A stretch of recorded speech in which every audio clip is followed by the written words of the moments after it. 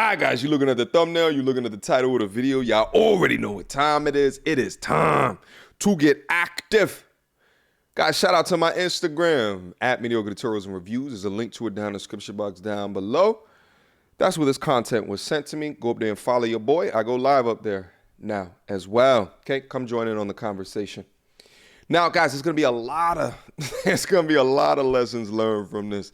This is how a lot of good dudes get turned into goddamn supervillains. Trust and believe that. All right. Without further ado, I've had a pretty rough history with boys, 100%. I've kind of gone through it all.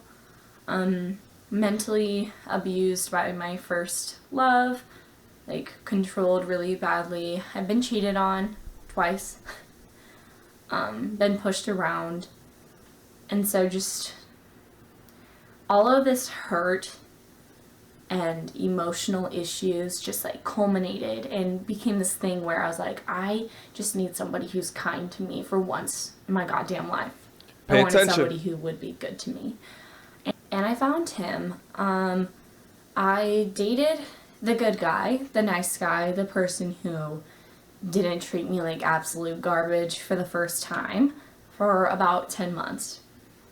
And about 10 months. 3 months in, I started getting this feeling within myself that this wasn't it for me. Like, this person wasn't the one. And I struggled with these emotions because I had finally found somebody who didn't treat me like dirt. And I thought that that was probably good enough. I remember having these conversations with my mom where I was like, he's nice to me. okay. You know, I don't want to give up somebody who's finally nice to me. And wow, even just like looking back, my heart, I hurt for myself. If you're in the... Did she say she hurts for herself? Okay. The guy that you turned into a evildoer is probably hurting a little bit more than you. Anyway, guys, so let's try to break down what it is that we're hearing thus far. First of all, she seems like a sweet person, right? Like she's got a sweetheart kind of cadence to her tone, you know what I'm saying? But within that, what happened? She chose the bad guy time after time. To her own admission, what is it that she said? The first love was mentally abusive, I believe that she said. And then she was cheated on multiple times after that. Okay? So then what happens? She took that trauma and then took that into her next decision. So she got all of these bad guys to her own admission. We really don't know if they were actually bad guys. It's just the way that she's estimating the conclusion of the relationship without taking any accountability for her partaking in those within that relationship. But what did she do? She overcorrected. Okay? She overcorrected because after she went through these trauma-like experiences, okay, now she's looking for just a sweetheart, just a nice guy, just the good guy, okay, and ended up wasting 7 months of his life. Let's get into a little bit more so we can learn more before I give you guys my official diagnosis of the situation. In a situation where you're with the nice guy, and that's the first characteristic that comes to your mind when you think of him, you need to break up with him. I'm not even joking. I remember looking up videos on this and none existed. I found some threads on maybe Reddit or Yahoo or something like that where people kept saying to break up with them and that they never regretted it. And I was like, I don't know if I can do it. I don't know. Finally, someone's being nice to me, treating me like a human. I don't know if I can do that. And so one day, he's an international student. Sorry, I had to think about how to word that. He's an international student, and so he didn't have, normal phone communications. We would use WhatsApp or whatever that called is. WhatsApp, I think is what it's called, to communicate. And so one day he was a soccer player. He was off at a tournament, maybe in Chicago or something like that. And so we didn't talk for the whole day. And I just remember sitting at home and I realized it's time, like, we need to break up. And so I ended up breaking up with him, and it hurt because I did like him, but I liked him as a friend. He was just nice to me. I didn't have this romantic connection with him. I didn't want to be lovey with him. I'm a pretty standoffish person, except when I love somebody, and so I knew that something was wrong when I didn't want to do physical things with him. It was just like, even just kissing him felt like a chore. I was Holy like, shit. Jesus, I don't want to do this. And so I broke up with him.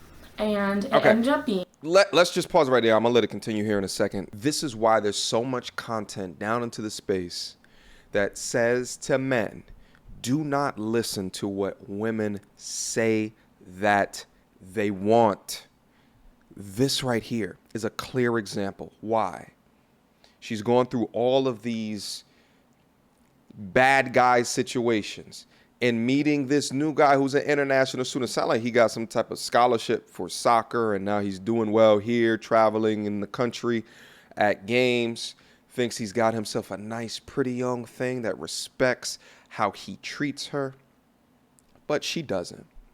But here's the thing. I guarantee you when they started the initial conversation and she talked about her previous relationships, he overcompensated because she says that she just wants someone to be nice to her, to be good to her. So what did he do? As a man, he rose to the occasion.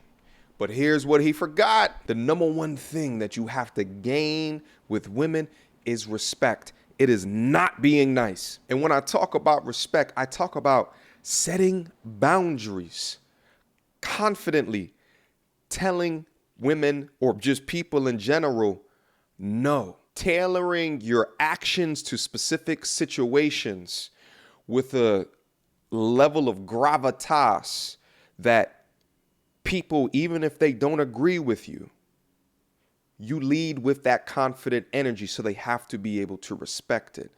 Women want leaders, okay? They don't want to see you as their equal. They don't want that.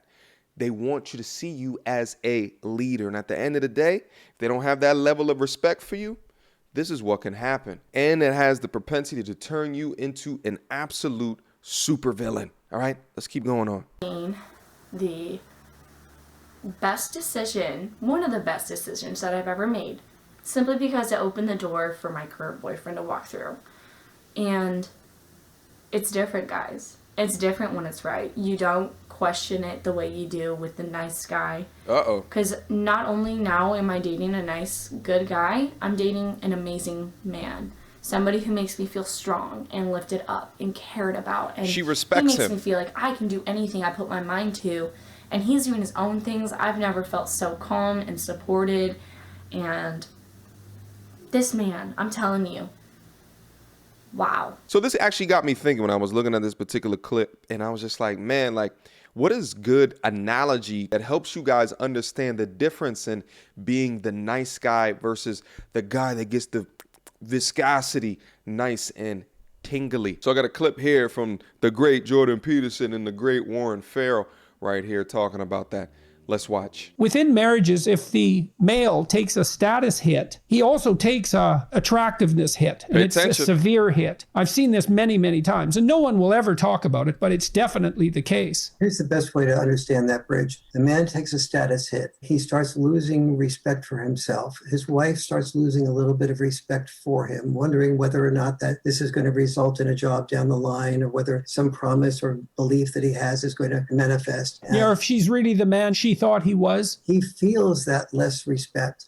And a woman, it's almost impossible for a woman to love a man she doesn't respect. I think it's that the opposite is true too, but maybe the grounds for respect differ. The grounds for respect differ, and also there's more flexibility with a man on the respect issue. There may not be more flexibility in terms of first falling in love. On the beauty issue, women have their burden they have to live up to as well. Correct. But on the respect issue, it's very challenging. If a woman begins to lose respect, she begins to lose love, and men sense this, and therefore they oftentimes brag or boast or overstate their potential in order to be able to make themselves attractive. We see this in so many levels. On the Lois Lane level, Lois Lane had no interest in Clark Kent, but she fell in love with Superman. Once she fell in love with Superman, she wanted Superman to be able to cry and express emotions. But the man who did cry and express emotions and feelings and sensitive, Clark Kent, she has zero interest in. Women are oftentimes say, I'm opposed to war, but she's much more likely to fall in love with the officer and the gentleman than she is the private and the pacifist. Yeah. Woo! She's much more able to fall in love with the officer and the gentleman than the pacifist and the private. Oh, and I love that Clark Kent Superman analogy, because what did Dr. Warren Farrell said? He said that she didn't want Clark Kent, but she wanted Superman, but she respected Superman, okay? And at the point that the respect was earned, then she wanted him to express emotions, the same exact emotions that she would see from Clark Kent. But she didn't respect Clark Kent, so she didn't want to see it from him. I love this analogy too, because it really describes components of female nature and describes what it is that she didn't see within that particular dude that, you know, in all honesty, she never had respect for. But the relationships in her past, I bet you that she had a degree of respect for those guys. That's why she stayed in those long, toxic type relationships. But of all of them, she gets up here and she speaks about this nice guy situation and how she went on the internet and found all these other articles that telling her, leave him, leave the nice guy. Listen, at the end of the day, the respect comes first. And if you can mix a degree of respect within actual accomplishments within your life, well, then you have things within your life that actually back up. Because there's dudes out there that also have the artificial respect, the glitz, the glamour, the cars, the this, the that everything is on their credit card or what have you. And it's not actually true shit. But what are the things within the components of who you are that is gaining actual levels of respect? Just know where to draw the line, gents. There's no amount of niceness that's going to get you what you want. All right? Questions, comments, concerns? Y'all already know what to do. Mediocre tutorials and reviews at gmail.com. Guys, let me know. Do you agree with the content? Do you disagree? Let me know in the comment box down below. I want to have a conversation with you guys. Last but not least, guys, I got a Patreon. Click the link down in the description box down below so you guys can see all of the awesome benefits that are in store for you. All right? You can join my inner circle. We get it popping up there. Click it, and then I'll see you soon. Until next time, YouTube. Peace!